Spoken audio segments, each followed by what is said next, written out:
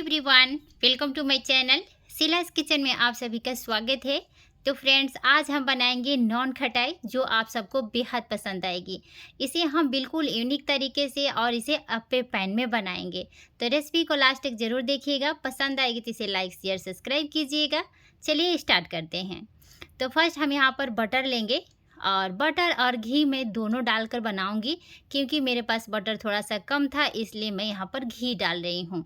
तो आप सिर्फ बटर में भी बना सकते हैं या सिर्फ घी में भी बना सकते हैं, या आपके पास डालडा है तो डालडा में भी नॉन खटाई बन सकता है।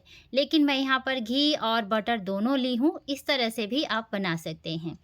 और फ्रिज में रखा हुआ था, ये बटर तक काफ़ी टाइट है तो इसे हमें मेल्ट करना है, लेकिन गरम करके नहीं, इसे हाथों से फेंट करके अच्छे से मिक्स करना है।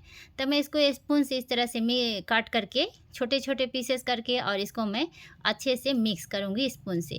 आप यहाँ पर विस्कर से भी मिक्स कर सकते हैं, लेकिन विस्कर से क्या होता है, बहुत ही पूरे फैल जाता है और उसमें से निकालना मुश्किल होता है।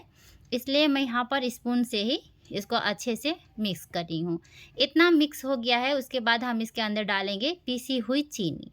चीनी को हमने मिक्सर जार में पीस लिया है और इस कटोरी से मैं 2.5 से 3 कटोरी ले लूँगी।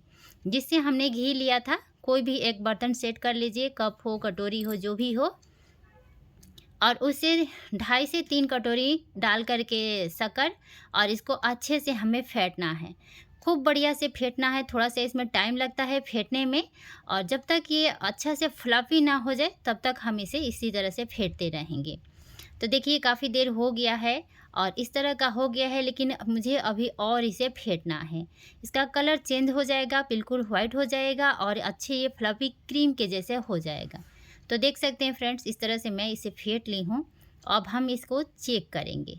ये चेक करने का एक तरीका है कि मैं आपको बताती हूँ कि किस तरह से इसे चेक करेंगे कि ये परफेक्ट रेडी हो गया है।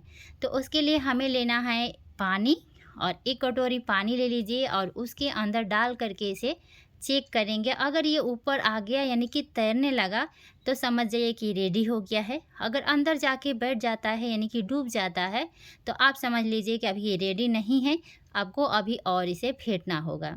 लेकिन ये रेडी हो गया है तो हमें फेंटने की ज़रूरत नहीं है, इसे साइड में रखेंगे। और एक मैं दूसरा बाउल ले लेती हूँ और इसमें डालेंगे 1 कप बेसन।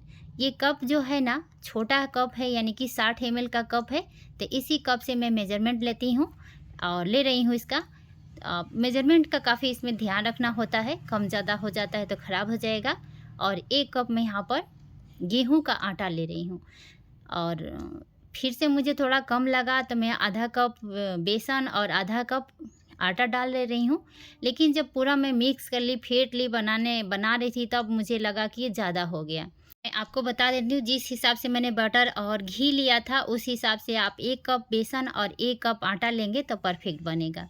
इन सभी चीज़ों को मैं मिक्स कर देती हूँ और आगे बताऊँगी, अगर ज़्यादा हो गया है तो उसका भी सॉल्यूशन मैं बताऊँगी, और मैं उसी तरह से बनाई हूँ। इसे मैंने मिक्स कर लिया है। अब इसके अंदर डालेंगे इस चम्मच से, 1 चम्मच से थोड़ा सा कम है बेकिंग सोडा, जो घर में खाने वाला यूज होता है सोडा, उसको मैंने लिया है। और उसी चम्मच से मैं 1 चम्मच से थोड़ा सा कम बेकिंग पाउडर डालूँगी। थोड़ा सा यहाँ पर नमक डालेंगे, मीठा है तो थोड़ा सा डाल लेंगे तो अच्छा स्वाद आता है। तो बहुत ही कम हमने नमक डाला और सभी चीज़ों को हम इस तरह से अच्छे से मिक्स कर लेंगे। सोडा, बेकिंग पाउडर जो भी है मिक्स कर लेंगे। अब ये जो हमने क्रीम बना के रखा है, क्रीम नहीं, घी और बटर, उसके अंदर मैं इलायची पाउडर डाल रही हूँ फ्लेवर के लिए। आप यहाँ पर कोई एसेंस वगैरह भी डाल सकते हैं। अब इसके अंदर हम डालेंगे ये आटा, जो बेसन और गेहूं का आटा है, फेंट कर हमने रखा है मिक्स करके, उसको इसके अंदर डालेंगे और इस तरह से इसे मिक्स करेंगे। तो आपको यहीं पर ध्यान देना है कि मेरा जिस तरह से ज़्यादा हो गया था आपका नहीं होए। तो यहाँ पर इस तरह से मिक्स कर रही हूँ मैं, तो थोड़ा थोड़ा करके डालिएगा।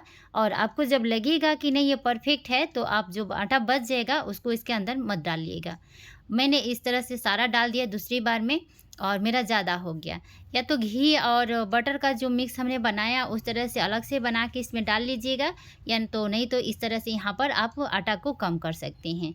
अब स्पून का काम नहीं है, अब हाथ से इसे मिक्स करेंगे तो सभी हमने आटा जो लिया था बेसन और आटा डाल दिया है।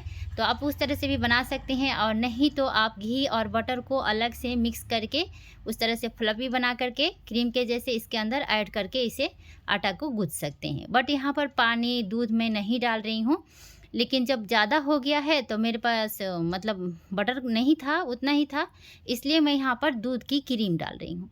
और देख सकती हैं इस तरह से भी मैंने बनाया और बहुत ही अच्छा बना था। और दूध के मलाई के साथ थोड़ा-थोड़ा इसमें दूध भी आ गया था, तो आप यहाँ पर दूध भी डाल के मिक्स कर सकते हैं। लेकिन जो अच्छा रिज़ल्ट आएगा आपको बटर और घी से ही आएगा, दूध डालने की ज़रूरत नहीं पड़ेगी। लेकिन बटर मेरे पास नहीं था, इसलिए मैं डालकर इसे क्रीम से बना रही हूँ। थोड़ा-सा कम पड़ा तो मैंने क्रीम डाल लिया है, और इस तरह से हमने आटा को लगा लिया है। अब इस तरह से देखिए दबा-दबा कर अच्छे से मैं इसकी एक गोल मतलब बना रही हूँ पेड़ा, तो बन रहा है, तो समझ लीजिए कि रेडी हो गया है। अब इसी तरह का रेडी करना था, ये अच्छे से रेडी हो गया है। अब हमें इसका शेप देना है, तो इस तरह के स्पून ले लीजिए, और इससे क्या होता है कि सभी एक साइज़ के बराबर बनेंगे। और इस तरह से डाल करके और माप लीजिए, इस तरह से दबा के निकाल लीजिए। अब इसी तरह से 4 से 5 मैं निकाल लूँगी, और उसके बाद मैं उसका शेप दूँगी, हाथ से अच्छे से गोल करेंगे सर्कल में। तो इसी तरह से मैं माप के निकाल लेती हूँ। आप हाथ से भी बना सकते हैं, लेकिन उससे क्या मतलब हाथ से निकाल करके साइज़ उसका, बट वो क्या होता है कि कोई छोटा कोई बड़ा हो जाता है, तो इससे इस तरह से एक बराबर के सभी निकलेंगे। तो देखिए इस तरह से मैंने उसे गोल कर लिया है अच्छे से, और ज़्यादा हम चपटा हुआ नहीं बनाएंगे, इसी तरह से रखेंगे। और सभी हमने रेडी कर लिया है। अब इसके ऊपर हम यहाँ पर थोड़ा-सा दूध लगाएँगे। दूध का क्रीम भी आप लगा सकते हैं ब्रश से, थोड़ा-थोड़ा लगाएँगे, ज़्यादा की ज़रूरत नहीं है, लेकिन ये ज़रूरी है इसके ऊपर लगाना, तो हम लगा रहे हैं। तो इसी तरह से आपको भी लगा लेना है, क्रीम या दूध जो भी है आपके पास लगा लीजिएगा। और लगाने के बाद हम इसके ऊपर थोड़ा-सा ड्राई फ्रूट्स लगाएँगे। तो जो भी है आपके पास, जो भी मनपसंद के है तो लगा लीजिए। मैं यहाँ पर पिस्ता लगा रही हूँ, बारीक कट करके, और उसके ऊपर रखेंगे और थोड़ा-थोड़ा इसको दबा देंगे। दबाने की भी ज़रूरत नहीं है, वो दूध की वजह से चिपक जाता है। तो इसी तरह से सभी पे मैं इस तरह से पिस्ता को लगा करके इसे मैं रेडी कर लेती हूँ। और देखिए करेंट नहीं था, तो मैं यहाँ पर इमरजेंसी लाइट लेकर के इसे बना रही हूँ। अब करेंट आ गई है, लाइट आ गई है, यानी कि अब हमें इसे पकाना है। तो देखिए गैस के ऊपर हमने एक पैन रखा है, पैन नहीं डोसा है, डोसा पैन है, और उसके ऊपर अपे पैन को रखेंगे और इसे थोड़ा गरम कर लेंगे, और इसे घी से ग्रीस कर लेंगे अपे पैन को। ज़रूरी है अपे पैन को घी से ग्रीस करना। अब उसके अंदर हम डालेंगे इस नॉन खटाई को। तो सभी को इस तरह से डाल करके अच्छे से, और इसे हम ढक करके पकाएंगे। जब ओवन नहीं है तो इस तरीके से भी आप घर में बहुत ही आसान तरीके से इसे बना सकते हैं। ओवन ख़रीदने की कोई ज़रूरत नहीं है, और नॉन खटाई घर में बना के खाइए। अब इसे अच्छे से ढक देंगे, जो उसका ढक्कन होगा बराबर के परफेक्ट है, उससे ढक करके, और आधा से 20 मिनट से लेके आपको 30 मिनट लग जाते हैं इसे पकाने में। और बिल्कुल धीमी आंच पे इसे पकाना है आपको, बिल्कुल धीमी आंच पे। और देख सकते हैं कितना अच्छा कलर आया है, बहुत ही बढ़िया हमारा नॉन खटाई बन के रेडी हो गया है। तो आप भी इस तरह से घर पे नॉन खटाई बना करके रेडी कर सकते हैं, और बहुत ही बढ़िया बिल्कुल मार्केट जैसा ये बना हुआ है। लेकिन मैं इसे हाथ में लेकर नहीं दिखा रही हूँ, क्योंकि काफ़ी ये गर्म है, और वेट करने के बाद में मेरे घर में कोई मेहमान आ गए, इसलिए मैं आपको नहीं दिखा रही हूँ।